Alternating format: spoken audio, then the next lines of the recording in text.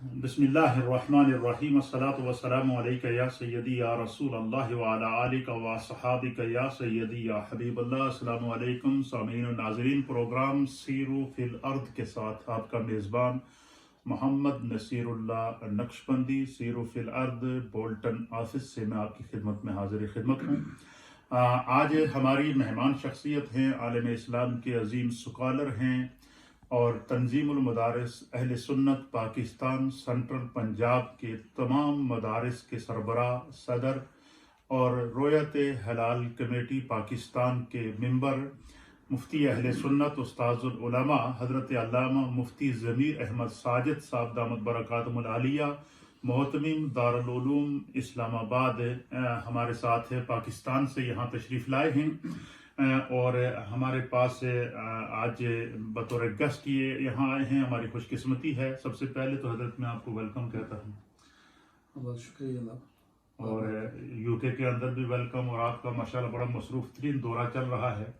बहुत सारे ऐसे अमूर हैं, मैं चाह रहा हूँ कि आपकी जैसी इल्मी फ़िक्री शख्सियत से हम मुस्तफ़ीद हों और हमारी जो व्यूवरशिप है वो भी इसकी मुंतज़िर रहती है कि कोई भी उलमा और आइम्मा और अहले फ़िक्र और दानिश जब आते हैं तो हम उनसे मुख्तलिफ अमूर के ऊपर गुफ्तगू करते हैं और हमारी नीयत ये होती है कि माशरे के अंदर इस्लाह हो जाए, उम्मत को एक इज्तिमाई तौर पर पैगाम मिले। और इस वक्त उम्मत प्यासी है, इंतशार के इस दौर के अंदर, इफ्तराक के इस दौर के अंदर और नफ्सा नफ्सी के इस दौर के अंदर और कहतुर रिजाल के इस दौर के अंदर उम्मत को मुजतने करना और उम्मत के लिए जो है वो काम करना, ये इस वक्त वक्त की सबसे बड़ी ज़रूरत है।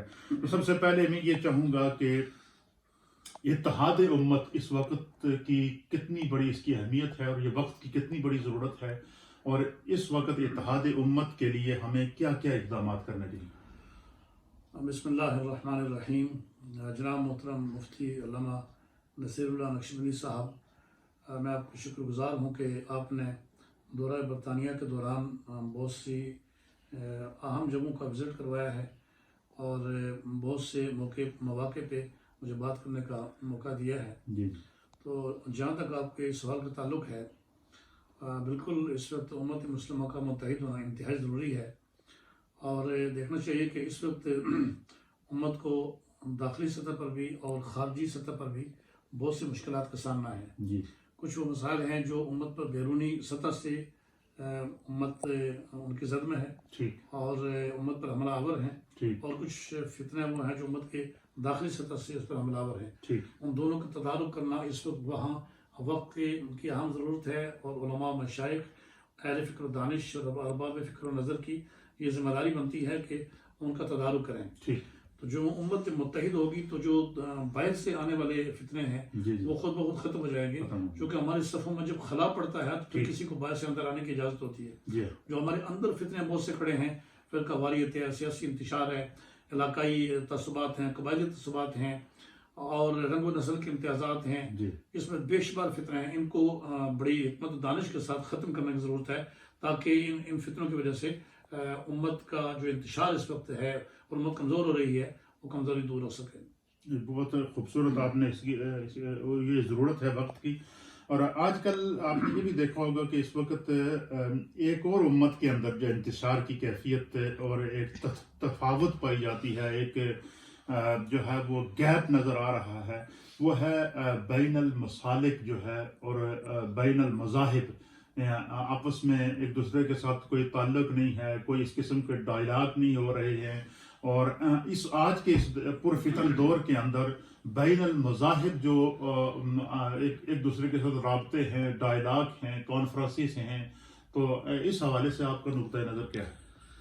ये बहुत ज़रूरी है। इस वक्त आलमी सतह पर बैनल मज़ाहिब डायलाग भी होने चाहिए और दाखिली सतह पर बैनल मसालिक डायलाग भी होने चाहिए, ठीक, ताकि जो आलमी सतह पर मज़ाहिब हैं उनको एक दूसरे के पास बैठ कर मौका मिले और लोगों पर वाज़ेह हो कि कौन सा दीन दीन हक है। ठीक। और फिर यह है कि बहुत से मुश्तरक नुकात ऐसे होते हैं कि उन पर जमा होकर पूरी दुनिया के लिए अमन व अमान और मोहब्बतें ज़ाहिर की जा सकती हैं और पेश की जा सकती हैं। ये डायलॉग के ज़रिए से हो सकती हैं, बाहम मुशावरत के ज़रिए से, और बैठ कर एक दूसरे से तबादला ख्याल करने से ही हो सकती हैं। ठीक। और दाखिली सतह पर भी डायलॉग बहुत ज़रूरी हैं, और वो ہمارے قدیم مناظرانہ انداز میں نہیں، جیسے لوگ کہتے تھے آج مناظرہ ہو رہا ہے، حکمت اور تدبر، دنیا بھر کی گالیاں اس میں دی جاتی تھی، انتہائی مذمت کرتے ہیں اس طرح کے مناظروں کی، تو ڈائلاگ بہت ضروری ہیں، ان کے ذریعے سے ایک دوسرے کے قریب آنے کا موقع ملتا ہے۔ ٹھیک، ہاں یہ بہت زبردست آپ نے بات کی، اور اس میں یہ بھی چاہوں گا کہ اس کے اوپر بھی تھوڑی سی آپ روشنی ڈالیں کہ یہ آپ کا تعلق کیونکہ تنظیم المدارس اہل سنت پاکستان سے ہے، اور تنظیم المدارس اہل سنت کے نصاب کے اندر بھی تقابل ادیان باقاعدہ پڑھائی جاتی ہے؟ جی جی ہمارے مدارس میں نصاب میں بعض چیزیں نہیں بھی پڑھائی جاتی ہیں، لیکن تقابل ادیان یہی چیزیں تو ہمارے یہاں پڑھائی جاتی ہیں، اور بہرحال اس کا جس حد تک اس کو پڑھایا جانا چاہیے ویسے تو نہیں ہے، لیکن ایک تھوڑی مقدار میں اس کو پڑھایا جاتا ہے، اس کو مزید وسعت دینی چاہیے۔ انشاءاللہ عزیز ہم اپنی ذمہ داری پوری کریں گے کہ بلکہ اتحاد تنظیمات مدارس پاکستان جو ہے ہم تمام سے یہ گزارش کریں گے کہ دینی مدارس میں تقابل ادیان کا سبجیکٹ جو ہے وہ پڑھایا جانا چاہیے، اور علی وجہ الکمال پڑھایا جانا چاہیے۔ بالکل ٹھیک ہے، بلکہ اس کی ضرورت ہے، اور اس انداز سے پڑھایا جائے کہ تاکہ جو ہے وہ ایک دوسرے کو بات برداشت بھی کی جائے اور ان کو سمجھایا بھی جا سکے۔ بہت خوبصورت آپ کا پیغام ہے۔ اچھا، آج کل کے جو ایام ہیں یہ بالخصوص امام الائمہ سراج الامہ حضرت سیدنا امام اعظم ابو حنیفہ رضی اللہ تعالیٰ عنہ کے وصال کے ایام ہیں، اور علم اور اہل علم کے اندر امام اعظم ابو حنیفہ رحمۃ اللہ علیہ اور فقہ حنفی کی جو اہمیت ہے، اس کو آپ کس نظر سے دیکھتے ہیں؟ میں سمجھتا ہوں کہ امام اعظم ابو حنیفہ رحمۃ اللہ علیہ وہ عظیم شخصیت ہیں کہ جنہوں نے سب سے پہلے اجتہاد کیا صحابہ اور تابعین کے بعد، اور اس اجتہاد کو پھر مدون کیا ہے۔ ویسے تو اجتہادی مسائل صحابہ کرام کے زمانے میں بہت زیادہ تھے، تابعین کے زمانے میں بہت زیادہ تھے، جو اہل مدینہ کے ہاں تابعین مجتہدین ہیں ان کی بڑی تعداد ہے، صحابہ کرام کے ہاں مجتہدین کی بڑی تعداد ہے۔ سرکار دو عالم صلی اللہ علیہ وسلم کے زمانے میں کوئی مسئلہ پیش آتا تھا تو وہ نبی اکرم صلی اللہ علیہ وسلم کی موجودگی میں وہ حل ہو جاتا تھا، لیکن آپ کے بعد تو پھر بہت سے مسائل کی اجتہاد کی ضرورت پڑتی تھی، تو وہ سب فیصلے صحابہ کرام کے تابعین کے اجتہادی فیصلے موجود تھے، لیکن وہ ایک جگہ جمع نہیں تھے۔ امام اعظم ابو حنیفہ رحمۃ اللہ علیہ وہ شخصیتیں ہیں کہ سب سے پہلے آپ نے ان تمام اجتہادی مسائل کو جمع کیا ہے، اور جو نت نئے مسائل ہیں آپ نے ان پر اجتہاد کیا ہے۔ آپ کی ایک مجلس اجتہاد تھی جو کوفہ میں آپ نے مجلس اجتہاد بنائی ہوئی تھی، جو 40 مجتہدین پر مشتمل تھے، اور امام اعظم ابو حنیفہ رحمۃ اللہ علیہ نے چن چن کر پوری دنیا سے جو ماہرین ہیں، جو کوئی لغت کا ماہر تھا، کوئی فقہ کا ماہر تھا، کوئی حدیث کا ماہر تھا، کوئی اسماء الرجال کا ماہر تھا، مختلف علوم کو ماہرین کو آپ نے جمع کیا ہے، اور ان سب کو جمع کر کے آپ نے اجتہاد کیا ہے۔ تو اجتہاد کا طریقہ کار یہ تھا کہ کبھی ایک مسئلہ پیش ہوتا تو امام ابو حنیفہ رحمۃ اللہ علیہ کی بڑی جچی تلی رائے ہوتی، ایک دم اس پہ فیصلہ ہو جاتا۔ کبھی ایسا ہوتا کہ اس پر ہفتوں بحث جاری رہتی، کبھی ایسا ہوتا کہ مہینوں بھی اس پر بحث جاری رہتی، اور پھر اس کے بعد فیصلہ ہو جاتا۔ لیکن کبھی ایسا ہوتا کہ اس کے باوجود بھی، طویل بحث کے باوجود بھی فیصلہ نہ ہوتا، تو پھر وہ فقہ حنفی میں وہ ساری چیزیں موجود ہیں کہ اس میں امام ابو حنیفہ رحمۃ اللہ علیہ کی رائے یہ ہے، امام ابو یوسف کی رائے یہ ہے، امام محمد کی رائے یہ ہے، امام ظفر کی رائے یہ ہے، تو وہ ان کی آراء بھی وہاں پر لکھی جاتی ہیں۔ اور پھر یہ ہے کہ یہ مفتہ بھی قول کون سا ہے، کہ وہ ساری کی ساری آراء جو ہیں جس پر ایک فتویٰ آتا ہے اس طرح کا، پھر وہ بھی فقہ حنفی ہوتی ہے، بے شک امام ابو حنیفہ کی ذاتی رائے کے خلاف ہی کیوں نہ ہو، وہ بھی فقہ حنفی ہی کہلاتی ہے۔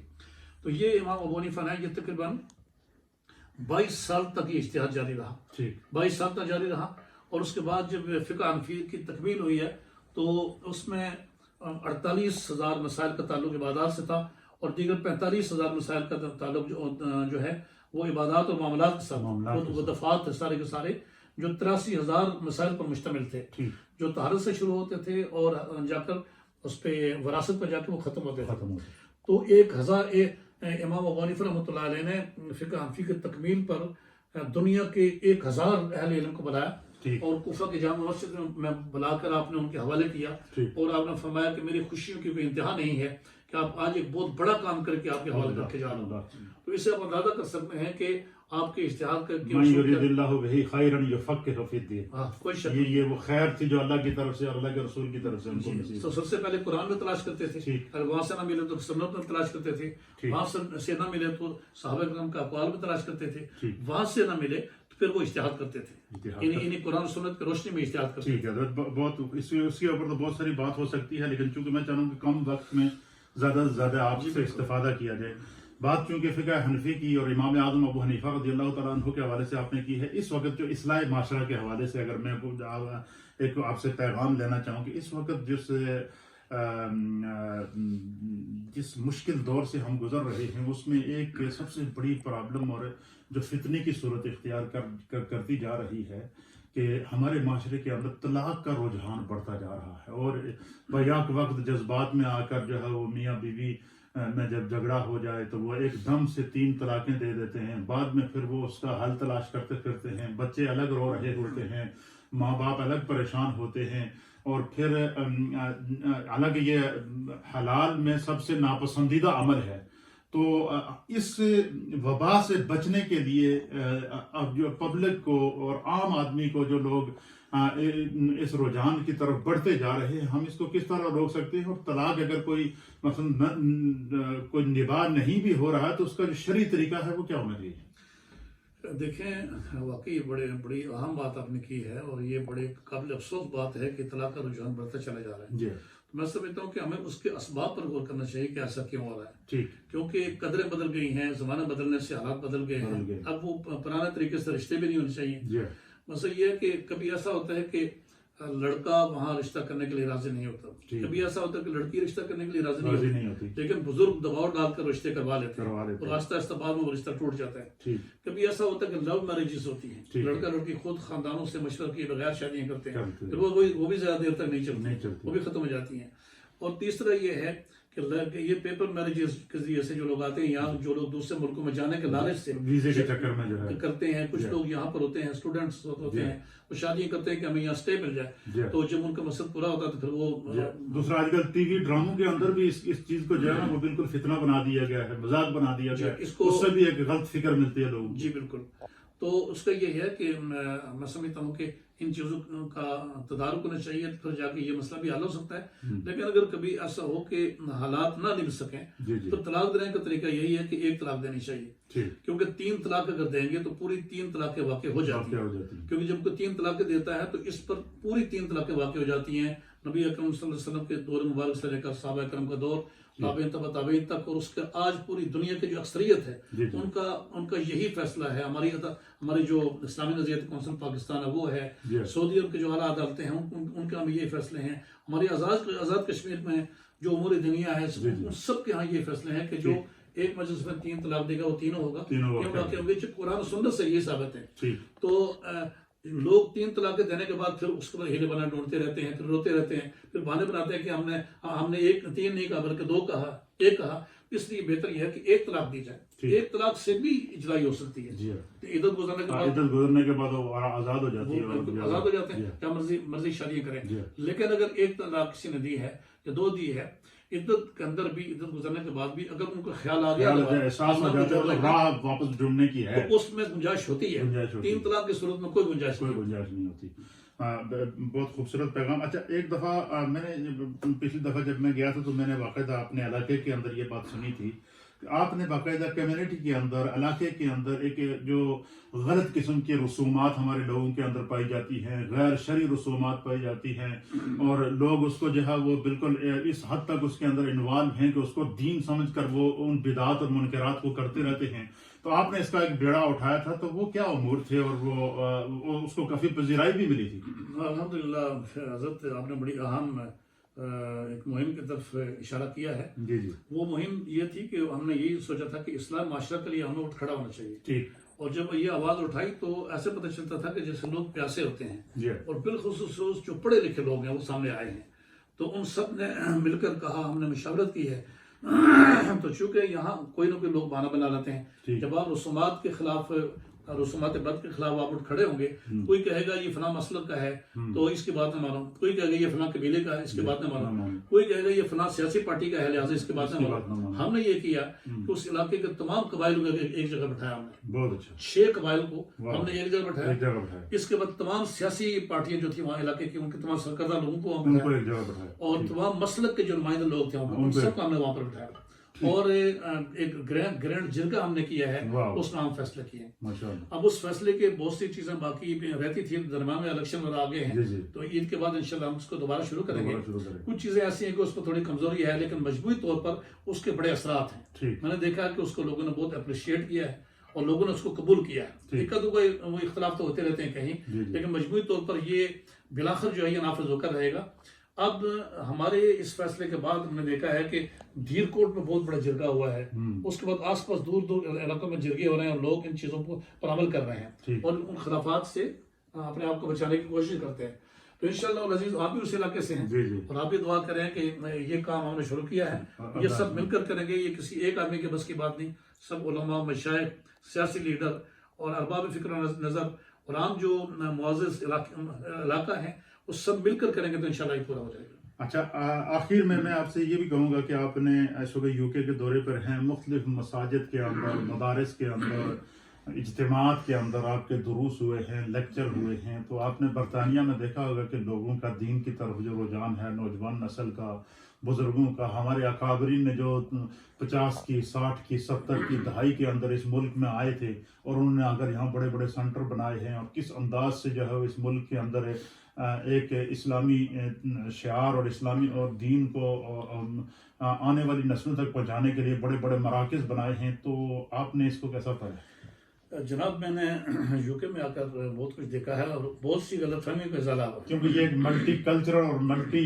نیشن ملک ہے. میں چاہ رہا ہوں کہ اس حوالے سے جی بالکل, یہاں اصل میں بہت سی غلط فہمیاں لوگوں کی ہیں, اور میرے اندر بھی وہ تھی ہیں, وہ سب ان کا اضافہ ہوا ہے. ہم یہ سمجھتے تھے کہ UK میں صرف 7 ملوک پڑھنے والے علماء ہیں, تو یہ بالکل بات غلط ہے. یہاں دنیا بھر کے چوٹی کے علماء بیٹھے ہوئے ہیں, یا پاکستان کے علماء ہیں, انڈیا کے ہیں, یا شام کے ہیں, پوری دنیا کے چوٹی کے علماء یہاں بیٹھے ہوئے ہیں, اور ان کے پاس وہ امہات الکتب موجود ہیں, ان کے پاس بڑے بڑے مدارس موجود ہیں, اور بر صغیر کا اس کا اچھا خاصا حصہ ہے. بر صغیر کے پڑے ہوئے لوگ یہاں کر وہ بھی اسلام پھیلا رہے ہیں. تو میں نے یہ دیکھا ہے کہ ان لوگوں کے اثرات سے, علماء کے اثرات سے اور صوفیاء کرام کے اثرات سے آج بھی لوگوں کے ایمان تازہ ہے.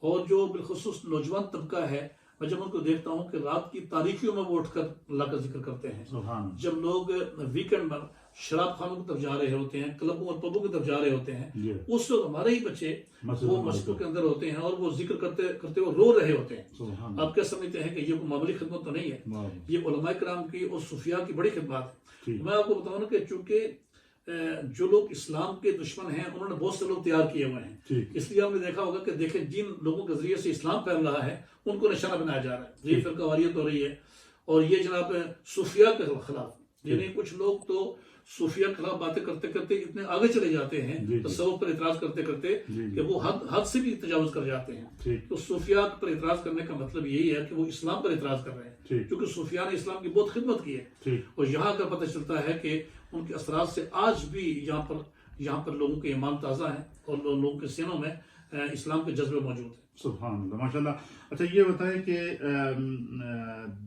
میرا جو پروگرام ہے اس کا نام سیرو فی الارض ہے, تو کہیں بھی کسی بھی ملک میں چلا جاؤں, کہیں بھی چلا جاؤں, تو میں وہاں کی ثقافت, وہاں کا ہسٹوریکل بیک گراؤنڈ, وہاں کے جو علماء اور ائمہ کی دینی خدمات ہیں ان کو کور کرتا ہوں. تو آج کے دور کے اندر اور اسلام کے اندر اور قرآن کے اندر جو ہے وہ سیاحت, اس کی شرعی حیثیت کیا ہے, اور یہ سیاحت کے فوائد کیا ہیں, اور ہمارے کون کون سے اکابرین ہیں جنہوں نے سیاحت کے ذریعے دین کو ہم تک پہنچایا؟ دیکھیے جی, اکابر جو ہیں وہ تو ہمیشہ علم حاصل کرنے کے لیے سیاحت کو ترجیح دیتے رہے ہیں, اور ہمارے جو اکابر ہیں ان کے ہاں یہ بات مشہور ہے کہ بغیر سیاحت کے یا بغیر ہجرت کے علم نہیں آتا ہے. علم اپنے گھر میں بیٹھ کر نہیں پڑھا جا سکتا ہے, علم دوسری جگہ جا کر پڑھا جاتا ہے. مشاہدے دیکھ سے بھی آتا ہے, اور جی بالکل مختلف امور دیکھنے سے بھی آتا ہے. یہ علم صرف کتابوں میں نہیں ہے, کتابوں میں تو الفاظ ہوتے ہیں, تھیوریز ہوتی ہیں, وہ پڑھنے سے جو پریکٹیکل لائف ہے یا کسی بھی سوسائٹی کے اندر جا کر دیکھتے ہیں یا پوری دنیا میں اپنی آنکھوں کے ساتھ جا کر حالات دیکھتے ہیں تو آپ کے علم کو چار چاند لگ جاتے ہیں. تو ویسے بھی اللہ تعالیٰ نے سیرو فی الارض کا حکم دیا ہے. کہیں آیا ہے کہ سیرو فی الارض قل سیرو فی الارض فانظروا کیف بدأ الخلق، کہ آپ زمین میں چلے پھریں، سیر کریں اور دیکھیں کہ اللہ تعالیٰ نے اس کائنات کو کیسے پیدا کیا. تو کائنات کا مشاہدہ کرنا اور اس کے تجربات کرنا اور قدرتوں کو تلاش کرنا اور کائناتوں کے رازوں تک پہنچنا اور وہاں تلاش کرنا، یہ سب قرآن مجید کے تعلیمات میں سے. اور اسی طرح سے دوسری جگہ پر ہے سیروا فی الارض فانظروا کیف کان عاقبۃ المکذبین، کہ زمین میں چلو پھرو تاکہ دیکھو کہ جو لوگ اللہ کو جھٹلانے والے تھے اور دین کو جھٹلانے والے تھے تو ان کا انجام کیا ہوا ہے. تو وہ ہمیشہ دین کو روکنے والے لوگ آئے ہیں ہر دور میں. آدم علیہ السلام سے لے کر نبی اکرم صلی اللہ تعالی وسلم تک لوگ آئے ہیں کہ جو دین کی مخالفت کرتے رہے ہیں. تو آدم علیہ السلام کے بیٹے نے بھی دین کی مخالفت کا آغاز کیا تھا. جو قابل تھا اس نے اللہ کی بات کو نہیں مانا، پھر وہ اپنے بھائی کو قتل کیا. تو ہر نبی کے دور میں دین کی مخالفت کرنے والے لوگ آئے ہیں. تو پھر ان کا حشر کیا ہوا ہے؟ دین کو ہمیشہ غالب کیا. دین کبھی رک نہیں سکا، دین غالب رہا ہے، دین بڑھتا رہا ہے. اور ان لوگوں کا انجام بھی بہت برا ہوا ہے. کچھ لوگ یہاں ان کو سمندر میں غرق کیا گیا ہے، کچھ لوگوں کی بستیاں الٹ دی گئی زمین کے اوپر، آج ان کے کھنڈرات نظر آ رہے ہیں. اور کچھ لوگوں کو بندروں کی شکل میں مسخ کیا گیا. بہت سے اللہ تعالیٰ نے عذاب نازل کیے ہیں، لیکن دین رک نہیں سکا ہے. تو میں یہ سمجھتا ہوں کہ زمین کے جو سیر ہے اور سیاحت ہے، اس سے جہاں علم کے چشمے پھوٹتے ہیں وہاں پر بہت سی معلومات بھی ہوتی ہیں کہ اس زمین پر کیا کچھ ہوتا رہا ہے اور اس کا انجام کیا ہوا ہے. تو ضرور یہ بڑی اہم بات ہے جو سیرو فی الارض کا جو فلسفہ ہے، اس میں بڑی برکتیں ہیں. تو ہمارا جو پروگرام سیرو فی الارض ہے اس کو آپ کس نظر سے دیکھتے ہیں؟ میں آپ کو سراہتا ہوں. مجھے معلوم نہیں کہ یہ آپ نے اتنی بڑی سوچ کہاں سے حاصل کی ہے.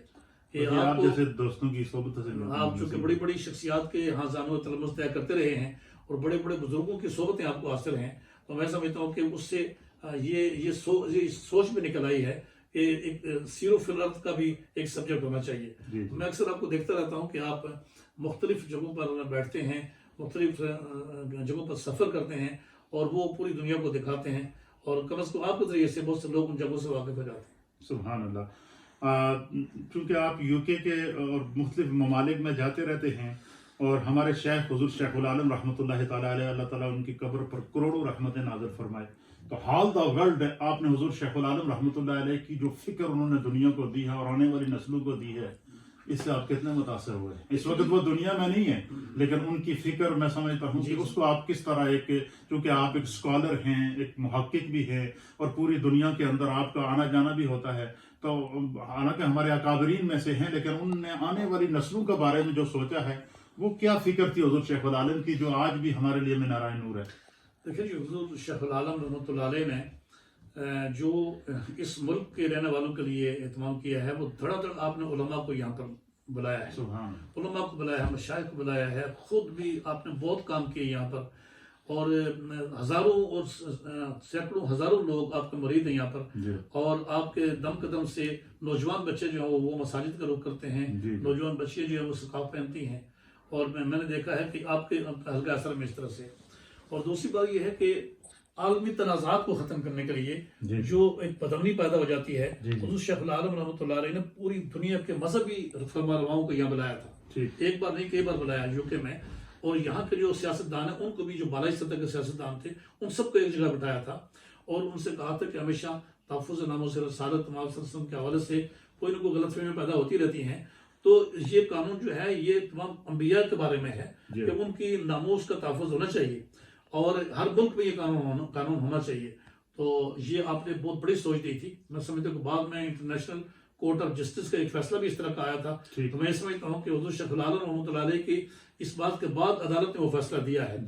تو یقیناً ان پر بھی یہ دروازے کھلے ہیں ایک عظیم مرد حق کی آواز بلند کرنے کی وجہ سے. ان کو بھی اللہ تعالیٰ نے اس طرح متوجہ کیا ہے، تو انہوں نے بھی وہی فیصلہ کیا ہے جو حضور شیخ العالم رحمۃ اللہ علیہ نے یہاں پر کیا تھا. ایک سوال اور میرے ذہن میں آ رہا، آخری سوال ہے یہ کہ یہ جو برطانیہ ہے، ایک تو یہ غیر معتدل ممالک کے اندر آتا ہے، یہاں آئے دن مختلف قسم کے چیلنجز سامنے آتے ہیں، نئے نئے مسائل سامنے آتے ہیں، چاند کے مسائل ہیں، عید کے مسائل ہیں، رمضان کے مسائل ہیں، سحری کی اوقات کے مسائل ہیں، عشاء کے وقت کے مسائل ہیں، بہت سارے ایسے مسائل آتے ہیں کہ اس میں بہت سارے علماء کے نقطۂ نظر مختلف ہیں اور ان کے پاس اپنے اپنے دلائل بھی ہیں، لیکن بعض دفعہ بعض ہمارے ساتھی ایسے ہیں کہ جو اختلافات کو بالکل ذاتیات پر لے جاتے ہیں اور بالکل تفاوت پیدا ہو جاتی ہے اور دوریاں پیدا ہو جاتی ہیں، اس کا اثر عوام کے اوپر پڑتا ہے۔ تو ہمارے علماء اور ائمہ جو دینی مسائل ہیں ان کو کس حکمت کے ساتھ حل کرنا چاہیے کہ یہ بجائے اس کے کن مسائل کو عوام کے اندر لے کر جائیں، آپس میں بیٹھ کے کسی طریقے اور حکمت کے ساتھ ان کو حل کیا جائے، اس حوالے سے آپ کیا پیغام دیں گے؟ علماء کرام کا جو منصب ہے اور ان کی حیثیت معاشرے میں وہی ہے جو کسی بھی انسان کی باڈی میں دل کی اہمیت ہوتی ہے۔ اگر دل خراب ہو جائے تو پوری باڈی خراب ہونا شروع ہو جاتی ہے۔ تو اگر علماء کے اندر تنازعات پیدا ہو جائیں تو اس کا اثر عوام پر پڑتا ہے اور بالکل اس سے احتیاط کرنی چاہیے۔ تمام علماء کرام کو ایک جگہ بیٹھنا چاہیے اور بیک آواز مسائل کو حل کرنا چاہیے، کیونکہ یہاں پر تو اور بھی بہت سے مسائل ہیں، چاند کے مسائل، عید کے مسائل، یہ تو ہم لوگوں نے خود ہی پیدا کیے ہوئے ہیں، لیکن یہاں پر تو اور بھی بہت سے مسائل ہیں جو مسلم سوسائٹی میں نہیں ہو سکتے ہیں اور جو مسلم نسل کے لیے وہ مناسب نہیں ہے۔ ایجوکیشن کے مسائل دیگر ایسے ہیں، تو جب تک یہاں کی مسلم سوسائٹی کوئی ایک کامن فورم نہیں بنائے گی اپنا، اس میں علماء ہوں، اس میں سیاستدان ہوں، اس میں مشائخ ہوں، اس میں تمام لوگ شامل نہیں ہوں گے، تو یہاں پر یہ مسائل ختم نہیں ہو سکتے ہیں۔ لہٰذا اختلاف کا دروازہ اب پبلک پر جب کھلے گا تو پھر کبھی بھی یہاں مضبوط نہیں ہو سکتے، کبھی بھی اپنے حقوق نہیں لے سکتے ہیں اور جو رائٹس ملنا چاہیے وہ بھی نہیں مل سکتے ہیں۔ تو میں سمجھتا ہوں علماء کو بڑی دانش اور حکمت کے ساتھ ڈائلاگ کرنا چاہیے اور بیٹھ کر آپس میں تبادلہ خیال کر کے مسائل کو حل کرنا چاہیے۔ ماشاءاللہ ناظرین، آپ نے دیکھا کہ حضرت علامہ مفتی ضمیر احمد ساجد صاحب دامت برکاتہ العالیہ کہ پاکستان سے یہاں UK کے دورے پر تھے، آج میرے پاس یہاں انہوں نے کرم فرمایا، تشریف لائے۔ میں نے سوچا ان کی علمی اور فکری گفتگو سے، ان کی فکر سے ہم استفادہ کریں اور ہمارے اس چینل کی برکت سے جو ہے وہ اس کے توسل سے پوری دنیا کے اندر ان کا یہ علمی اور فکری میسج جائے۔ آپ کو کیسا لگا یہ ہمارا میسج؟ اور اس طرح کے پروگرام جیسے جیسے نئی نئی شخصیات آتی رہیں گی انشاءاللہ ہم آپ کے پاس نئے نئے ٹاپک، نئے نئے موضوعات، حالات زمانہ کے تغیرات اور چیلنجز جو اس وقت امت مسلمہ کو درپیش ہیں، ان مسائل کو چھیڑنے کی کوشش کریں گے اور ان کے حل کو تلاش کرنے کی کوشش کریں گے۔ یہ ہلکی سی کوشش ہے، ان مسائل کو جاننے کے لیے فکری اور تاریخی اور ہسٹوریکل پروگرام اور بیک گراؤنڈ کو دیکھنے کے لیے ہمارا چینل ہے MNN چینل، اس کو سبسکرائب بھی کریں اور اس کا حصہ بنیں۔ آل پر بیل کے بٹن کو دبا کر، آل کے بٹن کو آپ دبائیں گے تو آپ کو ہمارا پروگرام اور ہمارے پیغامات اور مختلف قسم کے ٹاپکس کے اوپر گفتگو ملتی رہے گی۔ انشاءاللہ آئندہ پروگرام میں پھر کسی نئی شخصیت کے ساتھ نئے موضوع کے ساتھ حاضر ہوں گے۔ اللہ ہم سب کا حامی و ناصر ہو۔ والسلام علیکم ورحمۃ اللہ تعالی وبرکاتہ۔